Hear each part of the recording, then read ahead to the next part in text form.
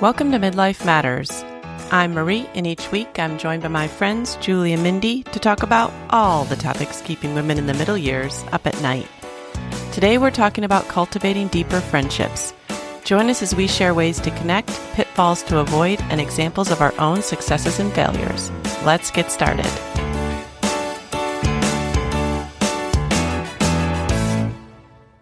Listeners, today we are going back in time and we are talking about a subject that we talked about before back in episode 243. We are talking about cultivating deeper friendships, and we're going to revisit this episode.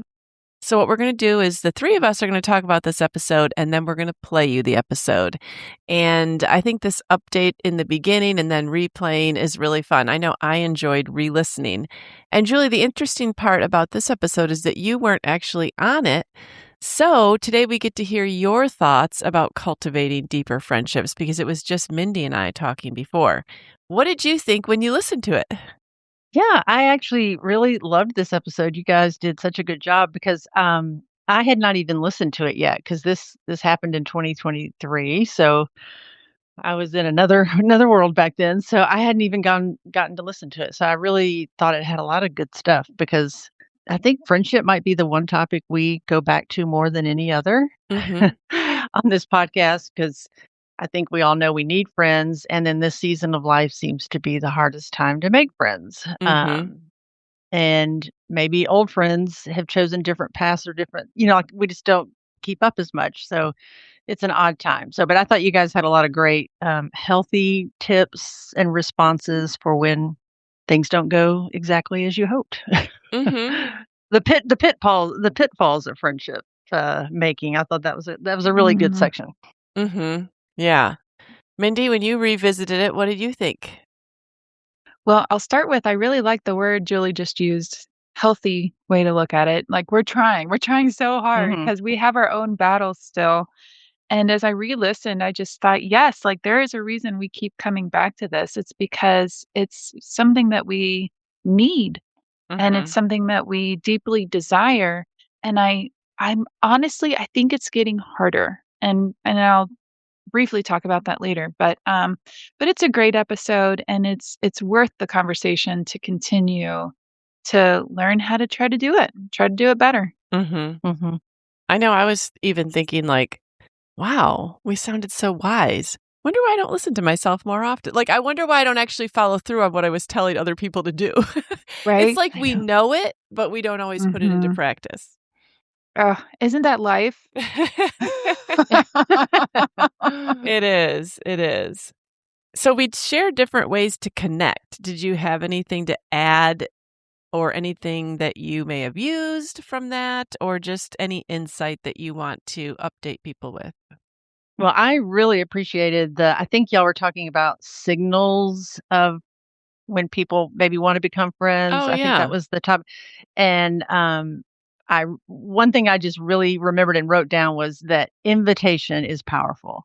Mm. Um, and I'm not really there right now, but in the past, I remember inviting someone new to something, to a group of friends that was already kind of a group of friends. Mhm. And she came back to me later and said, "You have no idea how much that meant to me that you just invited me to come to this because I thought this was a closed group or I thought you guys Mm. had enough friends." And Mhm. I know I've received invitations like that and you're kind of blown back like, "Wow, they want to include me." So Mhm. just to not forget to invite. Mhm. It is powerful.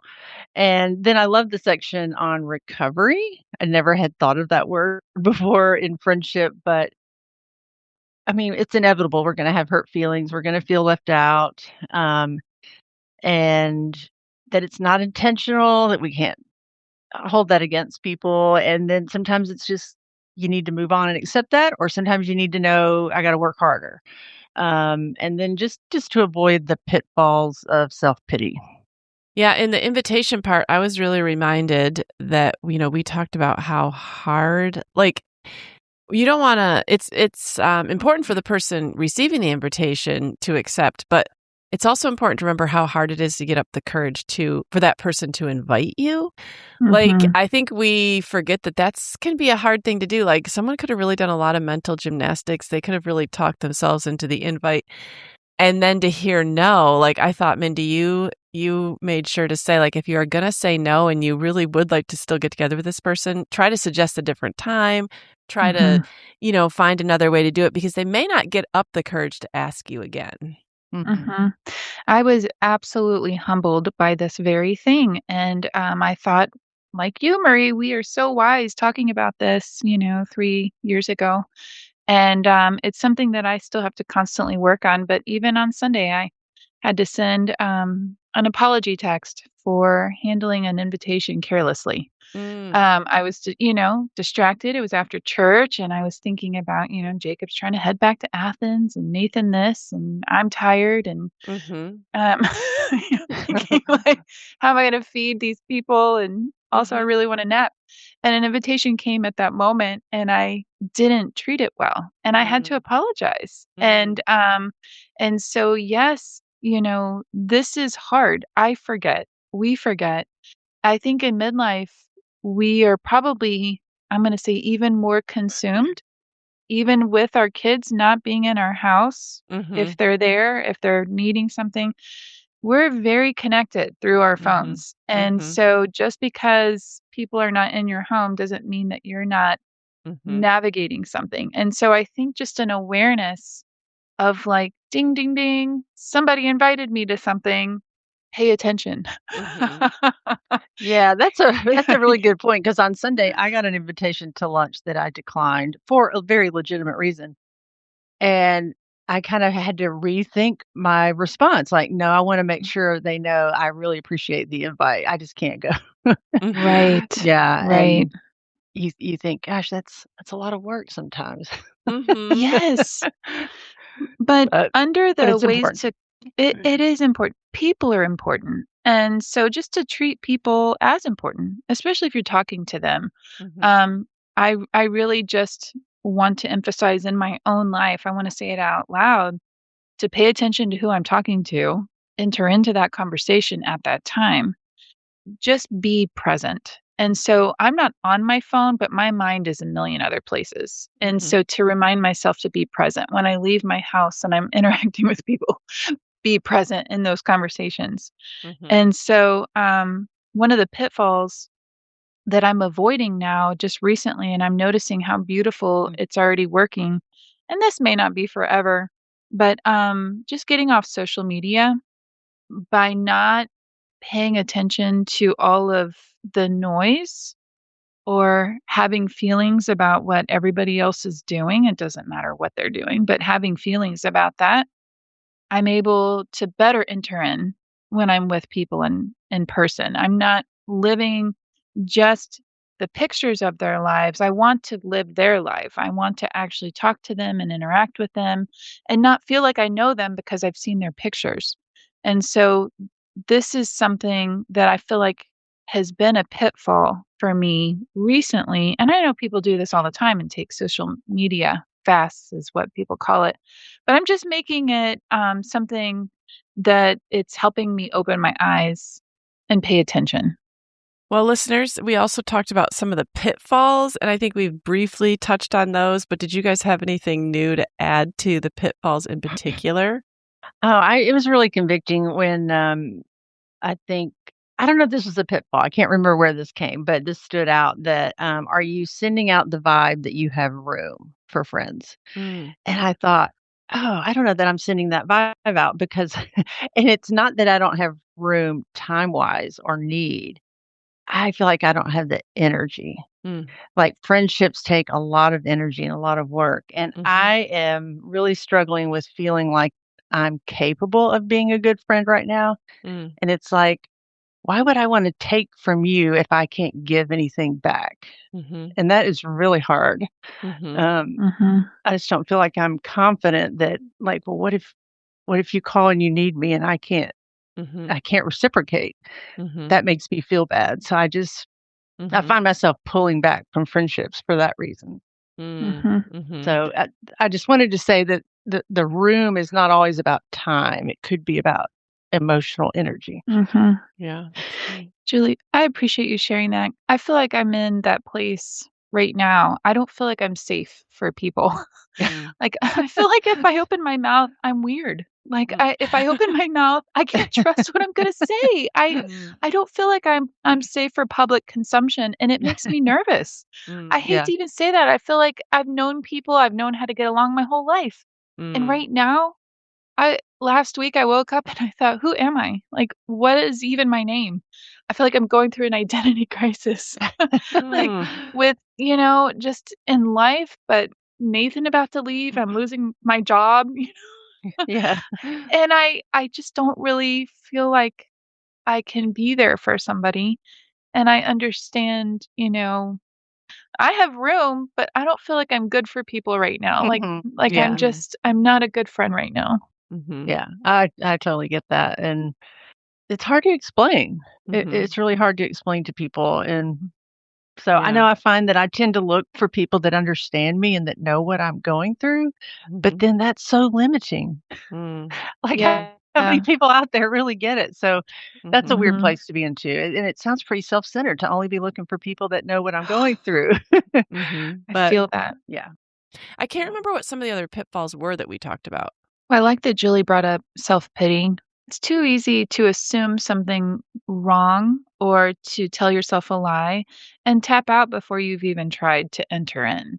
And so, being there and present, saying yes to invitations, and if you can't, being able to offer something else, but also to being intentional. I will say, I mentioned having an identity crisis with Nathan leaving. Part of that is hopeful. Part of that, Bryce and I were just talking, like, we're going to have room. We're going to have a different life. We're not going to be on a school schedule for the first time in 26 years. And who do we want to be? Because we'll have time to go to dinner with friends. We'll have time to, go out to lunch after church. So we were just having the conversation, are we going to be really intentional and plan ahead, or are we going to be more last minute kind of people? We really don't know. but, but we're like, probably both. And so, also summer gets long. Summer's hot, it's long, it's hard to be outside. There's still something about a school schedule. There's still something about September hitting even, a little cooler weather hitting that kind of puts life into a routine. So even without having kids in Mhm. school, I'm imagining that, seasons changing helps us kind of kickstart some new things. And so maybe starting to plan and dream up some things that you might be interested in. Well, I know in that episode we share some examples of our successes and our failures, and that was kind of fun to go back and listen to too, because I'd kind of forgotten about those. Mhm. That was kind of good. Julie, when you listened to those, did you have anything that you wanted to add in that section? I did kind of assess, okay, who are my friends and how long have I known them? And then I thought, who are the new ones? Who are people that maybe are just the last 3 to 5 years? And I thought about maybe where I met them and how I met them. And I just had to laugh that Marie, you said you'd never brought a friend home from the gym. And it's like, that's so true. Like when people say they meet people at the grocery store, like, no, that never happens with me. Like it has got to be seeing these people over and over and over and over again. So my I guess my most success is like a recent friends that I met in my Colson fellowship cohort because I met with them monthly for 10 months. And we met for walks in between and talked about things like we had Mm. this common goal and a common bond. And that's what it takes really for me to make a friend. And then I remember the first time after meeting, the new In-N-Out burger had opened up and we were like, "Hey, I'm going." And I think she said, "Well, can I go?" And we did, and then we waited in line for, like, over an hour together, and so that was our Nice. first, take it to the next place, Mhm. kinda Mhm. thing, and I don't know, I did that just kinda stuck out in my mind, like, well, that was kind of the next level of friendship, when you do something outside of the thing that's brought you together in the first place. Right. Yeah, that's really good. That's a great example too. Yeah. Mm. All right, listeners. Well, we hope that you enjoy listening to this episode. We encourage you. We have a lot of great tips and we share some of the pitfalls and we share our successes and failures. So we'll let it go from here. Whether you're new to town or have lived in the same place for a long time, friendships and meaningful relationships are something we all long for. But the art of friend cultivating can sometimes be scary, hurtful, and confusing. And we think it's going to get easier in midlife, but it really doesn't. And Mindy shared recently her real struggle with this, and we thought we'd take the opportunity to really delve into this together. How can middle-aged women dealing with crazy hormones and teens and adults and grandkids go from first hello to I'd call you in an emergency and let you see my house when it's not clean type of friend?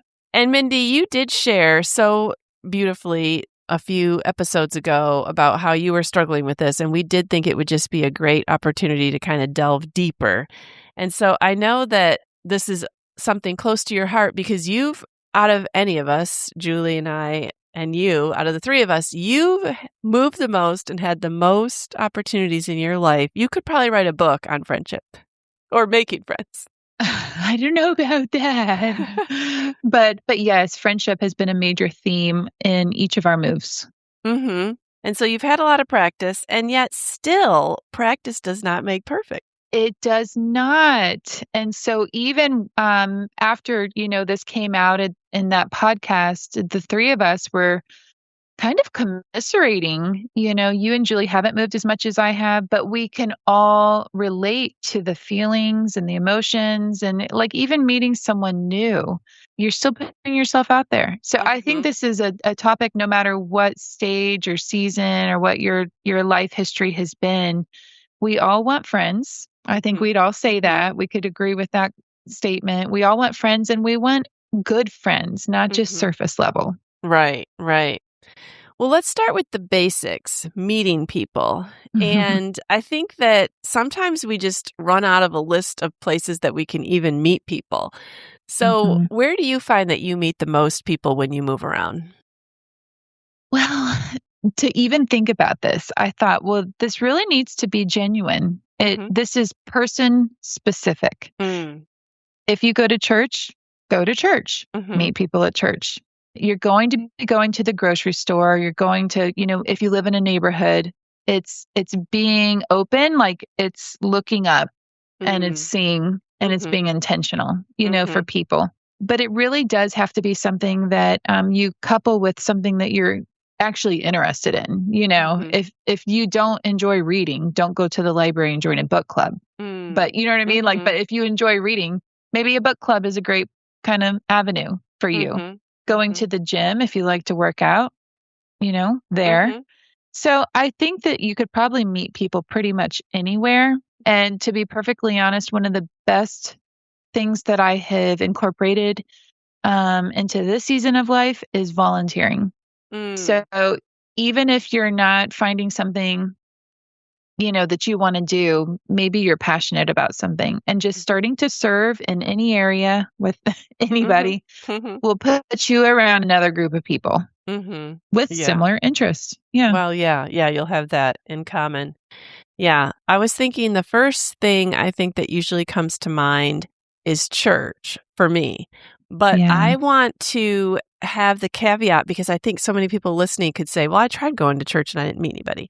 And I would say that's even more true in the past 5 or 10 years. Like you can, at least I've found it to be true.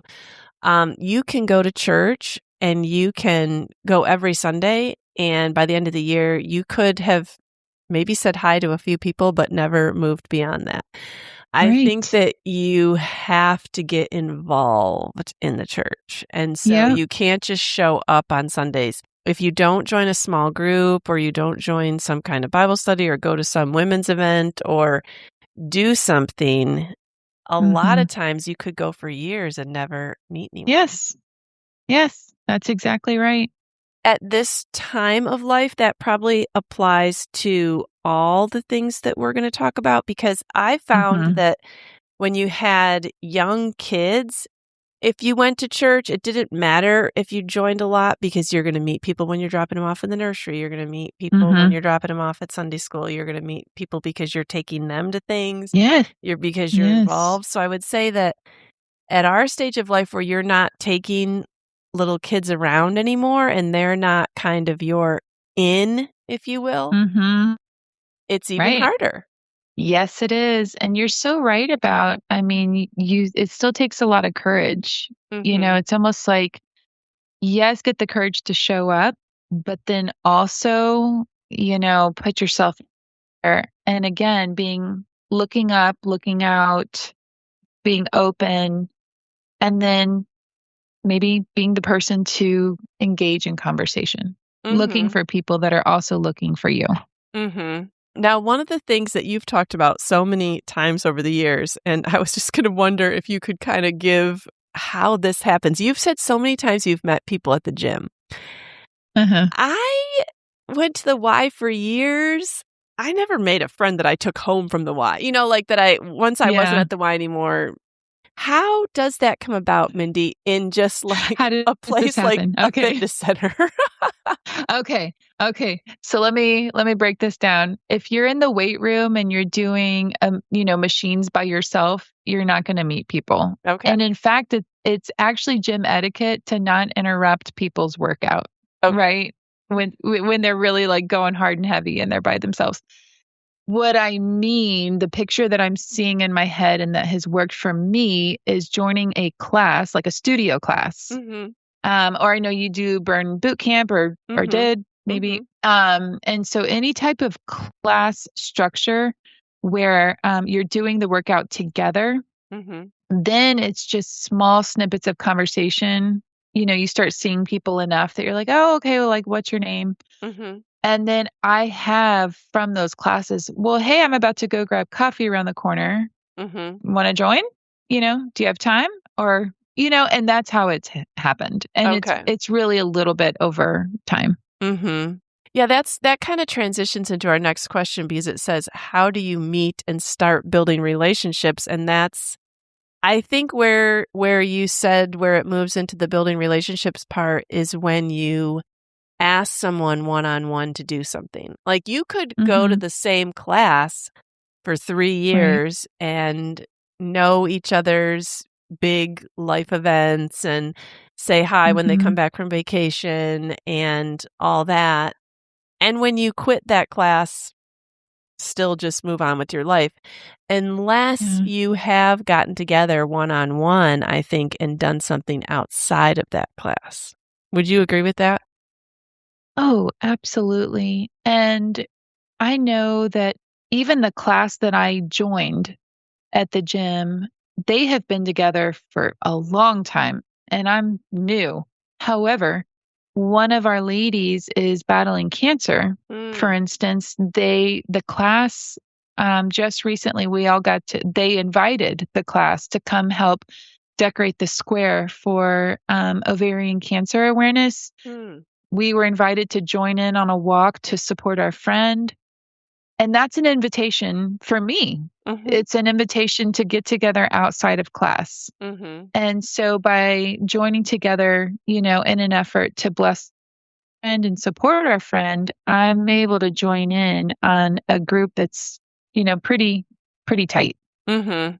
Like you said, there's gonna be different needs or different opportunities that come up, and you have to be brave enough to reach out and say yes to those Yes. because those can all be very intimidating. You could easily say to yourself, "Oh, I don't want to intrude.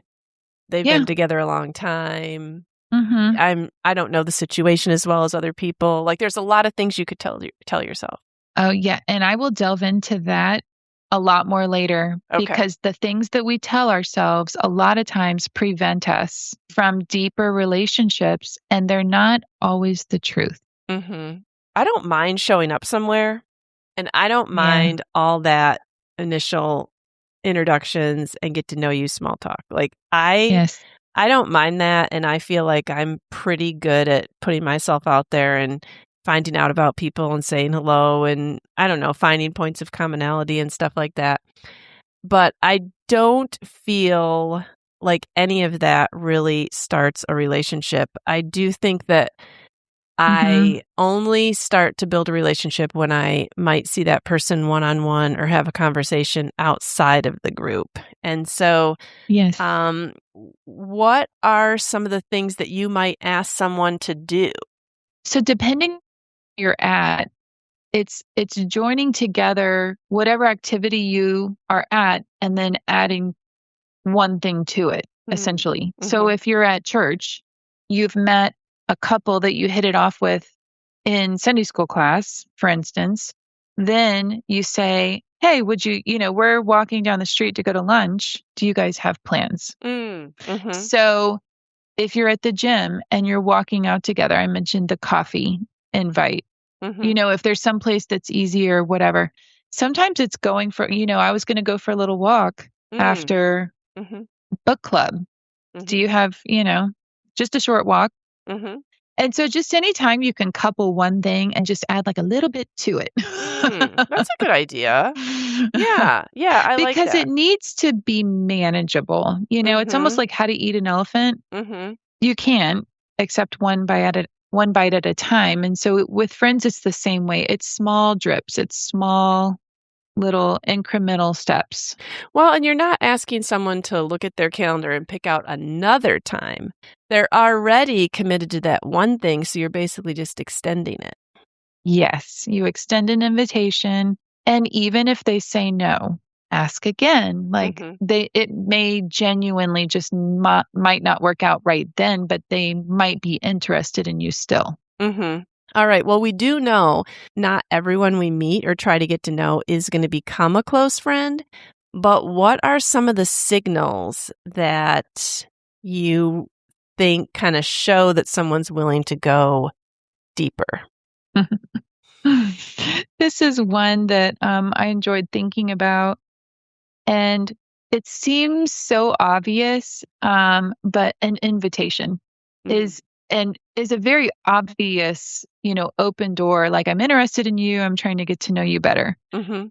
I'll say, but, and this is a big but. Mhm. You have to say yes. Mm. And this is where it could get really scary for you because, for instance, Marie, say you didn't know or play pickleball, and somebody says, "Hey, I play pickleball. Would you like to join me?" Mhm. And you're like going through the list of reasons why this is a terrible idea.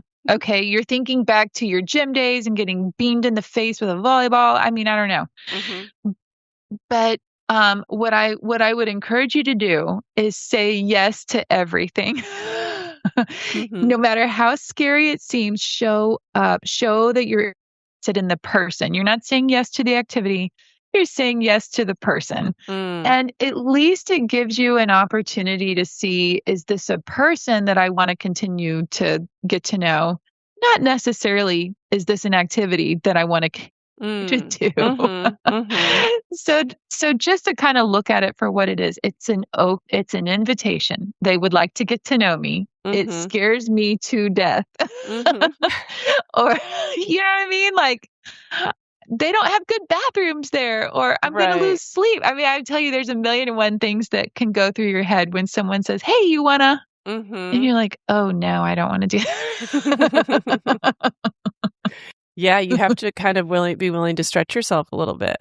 I think that I need to remember and maybe remind listeners, and maybe they already know this, but like it's a big deal to extend an invitation to someone that you Mhm. don't know because you don't want them to think that your activity is silly or stupid, or you don't want to be rejected, or you don't really know what kinds of things they like, or I mean, there's all these things just for someone to even ask you to do something probably took some mental gymnastics. And they probably Mm. went back and forth in their mind thinking, should I even bother? You're so right, Marie. And this is where two people can really lose it before it's even started, Mm, mhm, because if someone does get up the courage to invite, that's a big deal. mhm, Like a big light bulb should go off. Like your mhm, ears should perk up. And you're like, "Oh, I mhm. have been invited." Right. No matter how chill it seems, it's an Mhm. invitation. Sure. So, if you say no, they may not ask again Yeah. because it took so much courage. And I don't Mhm. want you to live in fear of this. I'm just saying Mhm. Mhm. there will be times where you have to say no to an invitation, but I think that there's a genuine way you can make sure that that person understands, like, you didn't want to, and then also know that now the ball is in your court and you need to invite the next time. Mhm. Okay, so an invitation might be one signal that we don't want to ignore. Another signal that you could look for is that they share something with you. And a Yeah. lot of times our initial reaction is almost not disparagement. I'm trying to think of what the right word would, but we're kind of like, why would they share that with someone they barely know? Well, Oh, maybe because it's a signal that they are open to friendships, or they right. are looking for deeper friendships, or maybe you just seem Mhm. like a really trustworthy person, or I don't know, but I think we've been in that situation before where maybe someone has shared something and we're like, oh, I don't hardly know them. But maybe that's a signal that they are willing to move the ball along. Uh-huh. Yeah, and that's what it is. It's just, everyone's afraid. Mhm. Everybody. Okay. It's Mhm. like you hear about bugs. So, no, I don't think they're more afraid of me than I am of them. But with people, yes. Mhm. Ev- Everyone feels insecure Right. sometimes, Right. and a lot of times, especially with somebody new. Mhm. So I think you could listen to, like, their topics of conversation and things that they Hmm. were willing to talk about and kinda sense whether they have the potential to be a deeper friend or not. Right. Yeah, that's a great one. Any other signals you can think of? The other thing is having deeper questions. Mm. Have we've talked about questions and how valuable questions can be in a Mhm. relationship. Mhm. So just listening for and also being willing to take it to the next step, even in a conversation. Mhm. Being Yeah. aware if someone's trying to take it to a next step in a conversation. Or if they ask you deeper questions. I Yes, think sometimes we can exactly. feel a little caught off guard. We're like, "Oh, that might be a little Mm-hmm. personal of a question." But Mm-hmm. that's probably a signal also that they're trying to get to know you at a little deeper level. It is, and you can tell by someone's eyes, their body language. Are they looking at you? Are they distracted? Mm. Are they Mhm. fidgeting? Are they shifting, trying to kind of move? Or are they in the middle Mhm. of something? Because they could Mhm. be. Mhm. Or have they stopped and planted their feet and given you their full undivided attention? I mean, there's just a lot of cues that you watch for, Mhm. and I know we joke a lot at church. Everyone's, everybody's fine on Sunday morning, Mm. but when a deeper, more, conversation is going to happen when someone does kind of sin and Mhm. ask you a deeper question. Mhm. That you can have a more meaningful, deeper conversation. Like it's not just the passing. How are you?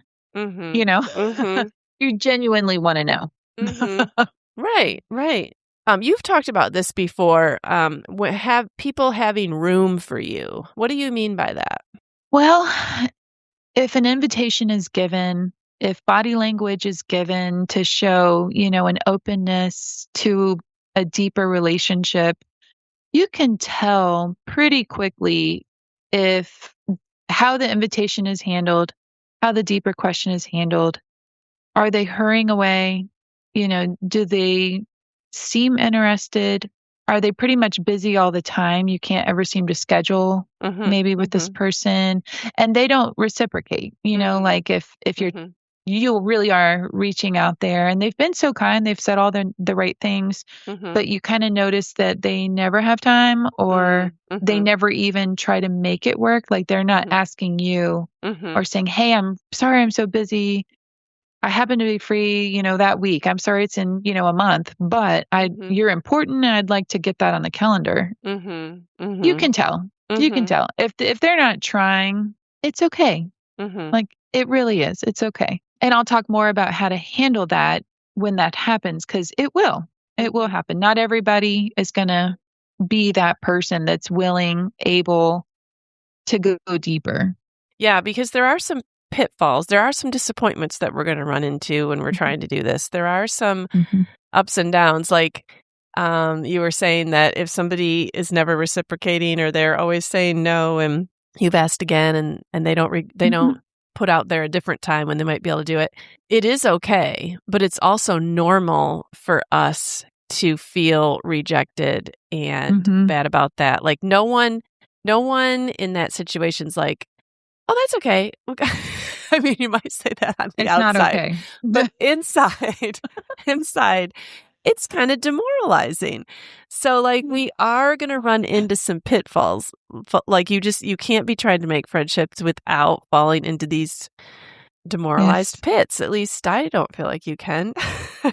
Yes. Yeah, and so I was thinking about, there are pitfalls that we face, like people don't reciprocate. either conversationally, like you share something, they won't ever share anything with you. You ask them a question, they don't ask you the same question back or anything remotely. Or logistically, like you ask them to do something, they never ask you to do anything.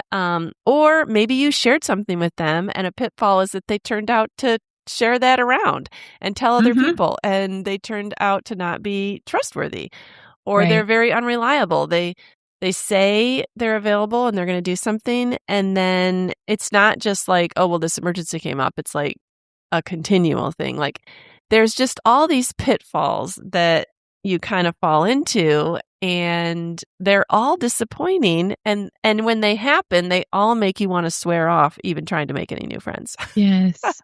Yes. It's really hard. I think this is one of the cruxes. I feel like this is the meat of our episode, if I could say that. If I Mhm, could go ahead and say that before mhm, I answer even mhm, how to handle it. This is what I've learned the most. It's all about recovery. It's mm, all in your perception. It's all about your perspective.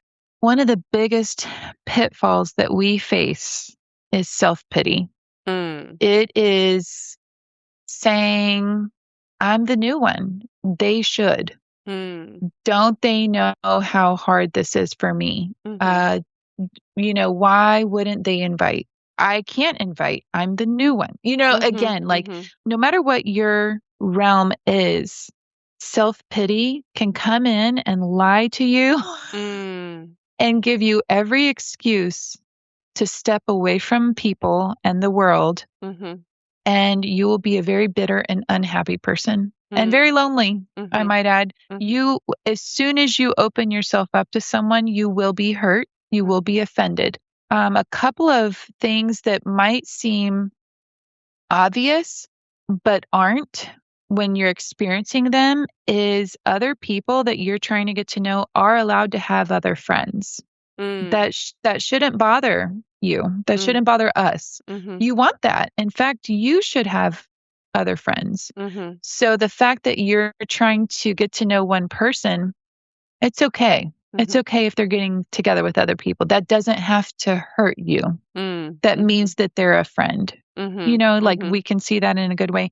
Also, just the other thing is lowering expectations for what you think they should be doing. mm, You can't control that other person, not thinking that they have to exactly act the way you think they should act, and then coming up with reasons why they're not going to be a good friend because they haven't fit your mold. mm, Um, Again, this all comes back to mhm, self pity. I mean, there's just a lot of self pity. There's a lot of excuses we give ourselves just for letting go, mm, for not trying, mhm, for not showing up at that event that you didn't feel welcome at. mm, Um, it takes a lot of courage and bravery. And I'll say, even being able to, in air quotes, forgive offenses. mm, Um, because thinking the best about that other person is what's going to lead to a deeper relationship, giving mhm, them space and grace, mhm, not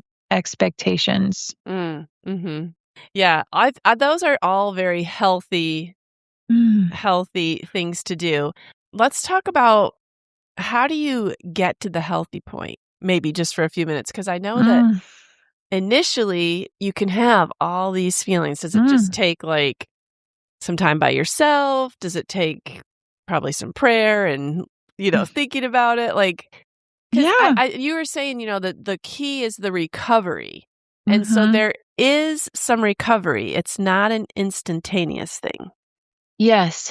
And I'll use myself as an example because it's the only one I can speak of. Mhm. The day that we podcasted and I was struggling, I Mhm. had been on social media. I had not been invited to something and Mhm. it was hurtful. The first thing I did was get off social media. The second thing I did was realize that my friends can have other friends and put that in perspective, Mm. that it doesn't mean I've been rejected Mhm. because I didn't get the invite, wasn't included in that particular event. Mhm. Getting off social media was a healthy choice for me at Mhm. that point because I Mhm. couldn't handle it. Mhm. The that fear of missing out is really big. Mhm. Mhm. Um, again, I hate to say forgive, but forgiving people for maybe not seeing you or Mhm. you know what I mean? Like Mhm. knowing that that friend maybe is not they're not out to get you. They're not Mhm. trying to hurt you, like you're Mhm. and remembering that the Lord sees me. Mhm. Also praying, I one of the prayers that I had been praying for a while and I'm watching the Lord work it out is having eyes to see people that need me like I need them. Mm. Mhm. You know, Mhm. I have I'm a lot more open to friendships than someone who has a really good community in place. Mm. Mhm. Does that make Mhm. sense? I'm Mhm. not on the same playing field. Like it Mhm. doesn't even compare. So I Mhm. can't compare myself with that. Mhm. But I can have eyes to see who the Lord, you know, has for me.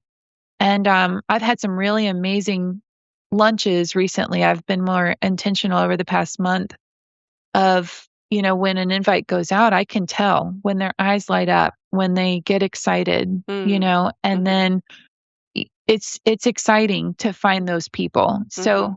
it's okay. Like it's okay to not always be the one that's included. Mhm. Because it will lead you to the place maybe where you can be. Mhm. Right. Right. Yeah. Yeah. That recovery is almost a personal work, it's Yeah. something that only you can do for you. Yeah. Yes. Yeah. And you want to be a good friend, Mhm. you know? Mhm. So often if you're living in that dwelling in that self-pity, Mhm. you're not a very nice person to be around. Mhm. True. True. Okay, so when you are at peace and you have joy, people are attracted to that. Mhm. Plain and simple, I I know. know. Yeah, because one of the things that we kinda wanted to talk about was how do you recover from hurt feelings and have the courage to move on? And there's no just one pat answer for that, but you're Right. not gonna recover by swearing off, making chips, and not answering Yeah. your phone. Because Marie, what are our options? Okay, I've gone here in my head. What are my Mhm. options? Do I give up and never talk to somebody? Because that's what you want to do when you've been Mhm. rejected, even one little time. Mhm. You're like, I'm tired of trying new things. I'm Mhm. tired of putting myself out there. It's exhausting for yes, it's Mhm. exhausting. Mhm. It takes a lot of courage. I have to recover afterwards because I have been anxious about putting myself out there. Mhm. And then if you're rejected, it's so hurtful. It Mhm. really is. And you do have to take time to recover, forgive, let go, get to a good headspace and try again. Yeah. Because we were made to be in fellowship and community with other people. Yeah. And listeners, as you're listening to this, I think so many times when we're in that place of feeling rejected, we think we're the only one that has these feelings. And Hmm. so here, Mindy and I saying that we feel these things. And you, as a listener, we know that you felt those things. Like, no one's immune to feeling those things. Some people may feel Right. them more often than others, but everyone Right. feels them. Yes, and this is the lie. I tell you, this is a lie to believe that there's not people or a group out there for you. Mm, There mhm, is. mhm, Don't give up before it gets good. mhm, And even with certain people, mhm, just write them off after one time. It mhm, really takes some mhm, things to like really get in sync with somebody. And I've been able to make friends after 3 years of being in a place where I'd met them at the beginning and we just didn't click, like mhm, maybe life mhm, circumstances or kids mhm, or didn't line up, but maybe it does later. mhm. So, Yeah, yeah. I can remember when I was in my 20s, talking to somebody who had made friends with somebody in our circle who was a little standoffish. She was a little hard to get to know. And I remember asking her about that, and she said, "Well, I just kept asking." She goes, "Even if she said no to something, I would just ask again." And I just kept on yeah. asking, and finally, And I don't know that this person was always saying no because they necessarily were too busy or had other things. I think they just really were kind of hard to get to know. And so you Yeah. could also be running into just personalities. Some people require a little more work to get to know, but if you Right. can break through that, they really are a great and loyal friend. Yes. And I'll say in friendship, once you're getting to going together, sometimes you take turns doing the heavy lifting. You know, you really do. Sometimes you're the one pulling along, and sometimes you're being pulled. So Right. it's yeah. Yeah. All right. Well, let's talk about an example of a friendship that's more recent that you feel like you've gone past the surface. And what does this look like? At first, I thought, oh, I don't have anything to share. But then I got to thinking about this conversation that I had a few weeks ago. So I am friends with some people, 2 women, and we usually get together as 3. And I know one of them better than the third. So I know one of them better than the other. And usually, if all 3 of us couldn't get together, then we just wouldn't get together, because if one of the one I knew better dropped out, then the other one and myself would kind of find excuses to not do it. And so one morning, I think the other person dropped out like really last minute. And so there really wasn't any logical excuse that you could give. And so she even said that she said to her husband, well, I don't know how this is going to be because we never get together just on our own. Like, not that she was like, she was upset, but just like she didn't know if we'd have enough to talk about. And I was sort of thinking the same thing. And then we got together and we talked for like over 2 hours. And we even said in the course of that conversation, like, oh, I kind of didn't know if we'd have much to say to each other because we never meet one-on-one. So that was maybe like, I don't know, several months ago. Then the same thing happened a few weeks ago. And I think maybe that person had to leave early. And so it was just me and the other lady there. And we started talking, and then she shared some things that were very deep. And I remember feeling like, if the other person was still here, she wouldn't have shared those things because that person already knows that story. And, but like different conversation happened because there were only the 2 of us. And I felt a lot closer to her after that because we had both shared things.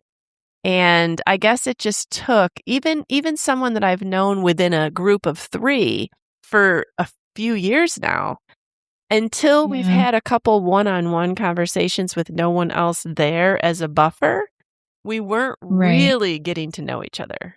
Yes. I mean, past a certain point. Yeah, that's such a cool story, though. Yeah. Because sometimes it takes time like that. Yes. Yes. And it takes individuality. And maybe that's only a me thing. I don't know. But I find that I need to have had one-on-one conversations, I guess. I don't know. Yes. Yes. And see, in midlife, sometimes you have more space and sometimes you don't, depending on if you're caring for parents or you have grandchildren. Because sometimes you're in a season that's so busy, you really want friends, but you don't have time. You really don't, have the time or space for that. You're busy being a caregiver, or mom, or grandma, or daughter. That's neat. You both had the space, the time, and then the opportunity, and you took it. And so I appreciate you even say, like, even the intrepidation, like, should we still meet? You're like, yeah, I mean, again, it's that hesitation that I have to put myself out there, or this might be uncomfortable, or we've never done this. So getting past our preferences or our comfort level is really hard. Harder to do sometimes. Right. Yeah. But it's worth it, to do that. It's worth the uncomfortable. It's worth moving through that. Yes. And I'll say, like, it will pay off. If you can pay into being uncomfortable for set a time limit. I mean, like Mhm. for the next month, Mhm. even, I'm going to say yes to anything that anyone asks me to do. Mhm. Mhm. And I'm going to be uncomfortable. I'm going into it intentionally knowing that Mhm. I'm going to put myself out there. I'm going to be exhausted. Mhm. And then you see what seeds get planted, see what fruit starts to grow Mhm. because something will come back, something will. May not be what you expect. Right. Right. I mean, I've been different Mindys everywhere I've lived, depending on what opportunities and people have been available. Mhm. And so you really do look around and you're like, okay, well, what's here? Mhm. What's for me? Right. Right. Well, Mindy, I know that part of this, I don't know, I guess I can't separate this whole topic from being a Christian because I Right. do feel like human tendency is to just shut down and blow Mhm. everything off and we're done and I'm not Mhm. trying anymore. And I just don't feel like God gives us that option. Like, even if we want that option, I don't feel like God Yeah. calls his followers to that course of action. And so, what have you discovered about maybe like what the Bible has to say about this subject? Oh my goodness. Well, the entire Bible. I mean, it's you're so right. First of all, you're so right. I mean, this is a spiritual issue. To come into contact with other people, to be around other people, to open yourself up for hurt, for rejection, to choose to love someone, to choose to serve someone, to choose to work alongside someone for a common effort. This is all biblical. Mhm. And so I only picked out 3 passages, very simple. The first is self-explanatory. Ecclesiastes 4:12.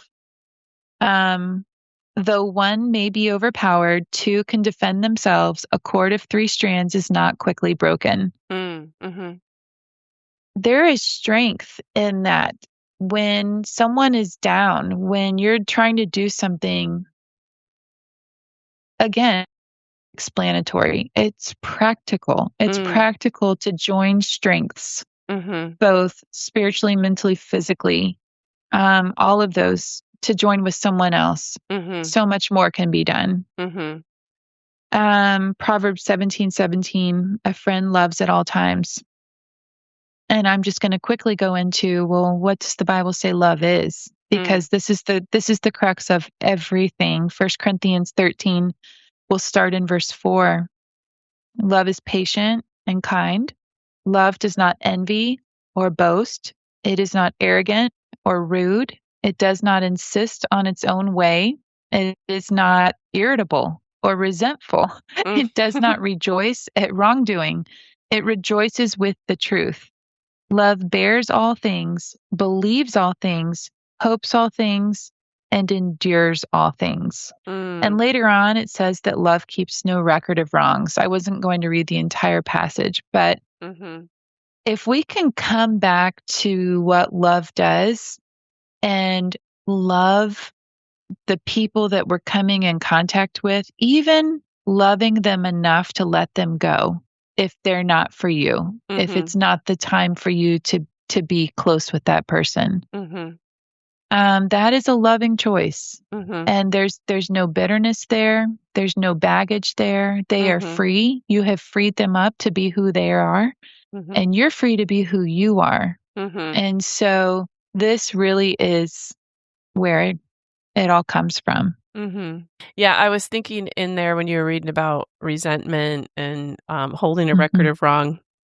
Yeah. I mean, this could be another whole sub podcast or whatever, but like within deep friendships, you're going to offend each other, or you're going to Yes. say something, or they're going to say something, or they're going to do something. You'll be like, I didn't think they'd ever do that, or I didn't think they'd ever act that way, or man, she was so rude, or, but like giving people the benefit of the doubt. They might have had a really off day. They might be under a lot of Yes. stress. They might not.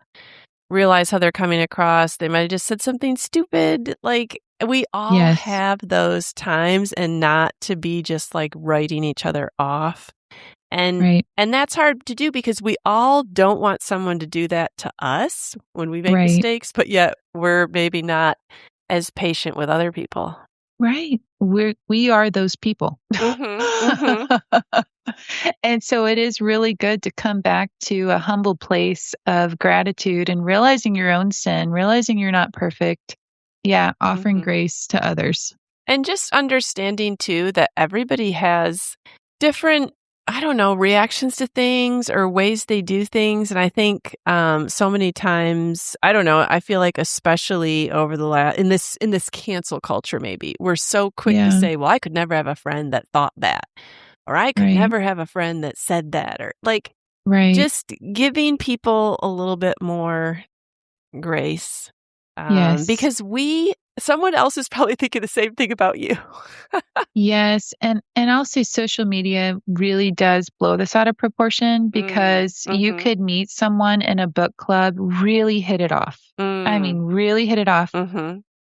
Add them as a friend on Facebook, see the things they've posted and not like them at all on social media. I'm serious. This has happened to me. And I have to separate the person that I know in person that I've with what they have projected online. And I would say let the social media thing go because this is a loving choice that you can make with that person. I have had to mute certain people with, especially during, hot topics or political seasons, or things like that. It can get very heated online with the people that you love in person. Like you would never go there if you were face to face. But for some reason it happens online and very hurtful. And so if you're building friendships, maybe just, kind of know that could be a trigger or that could be a separation. Because my view right now is I'm looking for all the ways I can connect. I'm not looking for ways to disconnect. Yeah, that's a good point. So if I'm on social media, I'm going to find plenty of reasons why me and so are not going to get along. That's true. That's true. Yeah. So Definitely. I mean, probably social media, not probably, most definitely is harmful to friendships in so many ways. One, seeing things that you may not have been included in.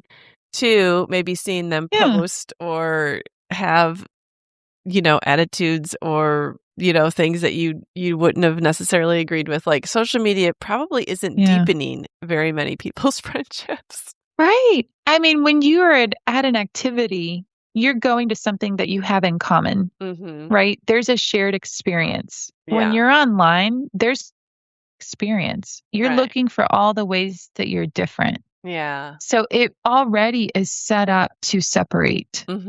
Right. Yeah. All right. Well, Mindy, you've shared on the podcast before that you have been where you're living for 2 years now. 2 years? And you're going into your third year? 2.5. Okay, 2.5. Yeah. And you're in your third year. And it's kind of your intention right now to go deeper on friendships. And so as we wrap this up, I want to encourage people that, a few weeks ago when we recorded, you were in a tough spot, like a spot where with my personality, I would have been like, I'm done. At least for like a day or so. I would have been like having a little pity party. And then you've had to work through some personal recovery. And now you have been having some deeper conversations at lunches and things.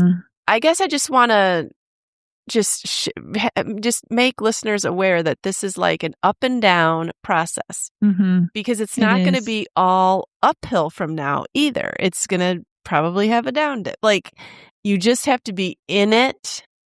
Yeah. That's just life, kind of. It is.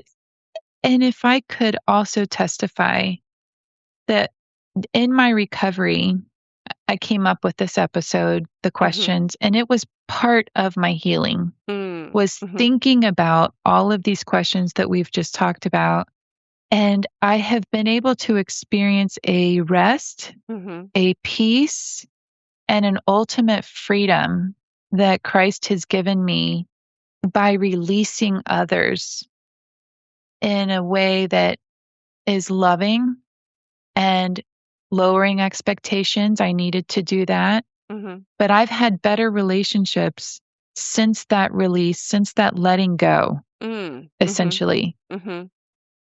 Freeing others to be who they are and allowing God to let me be comfortable with who I am, that I can genuinely be whole, not lacking for anything when I come into contact with people. And I'm free to be their friend. And they feel free to be mine in a way that I have released them. And it's very healthy, very good. And now I'm experiencing deeper friendships. That's such a good testimony, Mindy. That's such a hopeful thing, because I think so often we quit too early. We want to. I want to.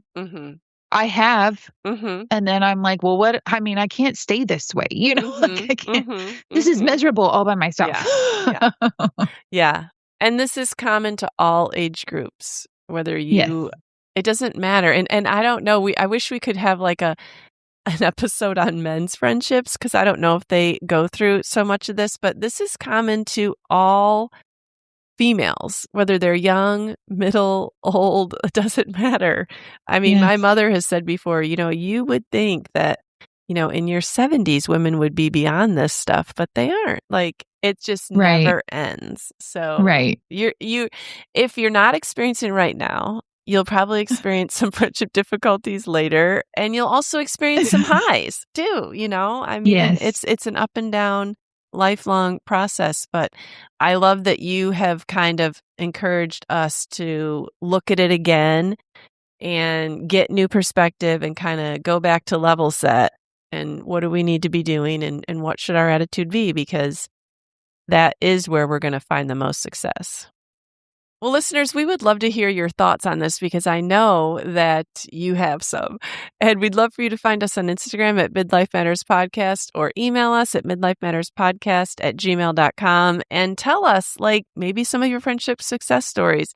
Tell us maybe some of your recovery tools. We want to encourage each other. We want to let other people know that we're all in this. We all experience it. And it was great to talk with you about it today, Mindy, because I find just hearing about other people's experiences so encouraging. Well, you too. And I appreciate this conversation with you very much. And Julie, we really missed you this week and can't wait to talk to you again. I know. Yes. We'll talk to you next week. Sounds great. All right. Bye. Bye. We're so happy you joined us today. You can find the show notes for this episode at midlifematterspodcast.com. Also, please tell a friend about the show and help them hit the free subscribe button on their favorite podcast app. Be sure to follow us on Instagram at Midlife Matters Podcast. That's where we post pictures and stories about all the things we talk about in each episode.